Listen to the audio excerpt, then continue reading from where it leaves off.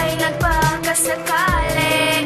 Ngayon ako'y nag-iisa, iniisip ang mga nangyayari.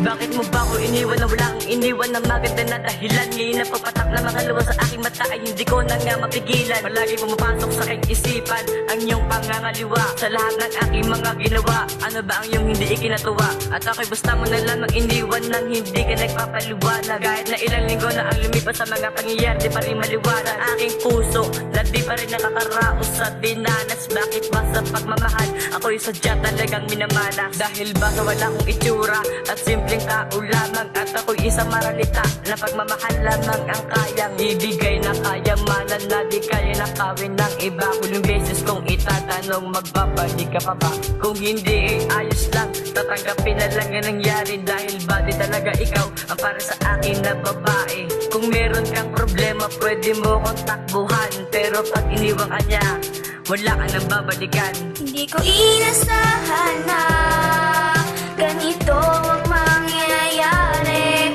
sa relasyon nating dalawa. Pinutol mong nag-iisang taling nag-uugnay sa pagmamahal, at ikaw ay nagpakasakali. Ngayon ako'y nag-iisa, iniisip ang mga nangyayari.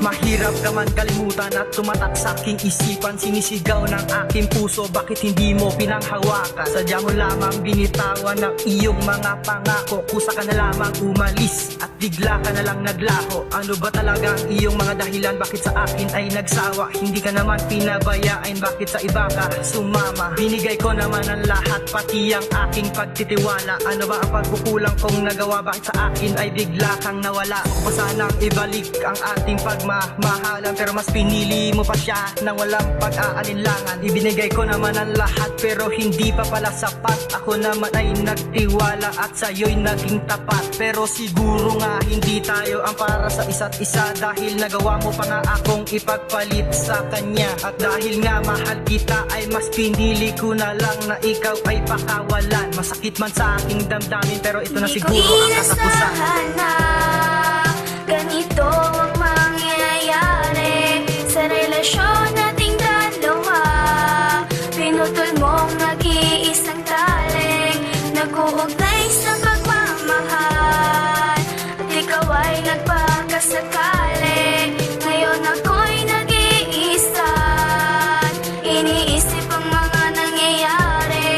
Niloko mo, ginago mo, sinaktan mo ko ng lubos. Kaya ngayon ang puso ko ay sobra nang naghihikahos. Pero kahit na ganon pa din ako ay umaasa na sa akin ay bumalik pa sa aking sinta. At kung mangyari man iyon ay hindi ka na pababayaan na masaktan pang muli, at ikaw ay aking aalagaan. Kaya mahal sa akin ay bumalik ka na, upang ang puso kong ito ay hindi na muli pang luluha. Hindi na ba pwedeng maibalik ang ating mga alaala na dating masaya, at laging magkasamang hinaharap ang mga problema kahit napakabigat? Kahit matagal na tayong tapos, pangalan mo pa rin ang nakabakat. Iningatan ko ang relasyon natin na kay tagal, tapos sasabihin mo meron kang ibang mahal. Pinagmukha mo lang taka ang isang katulad ko. Kaya ito ako ngayon, di pa rin nakakamove on sa iyo.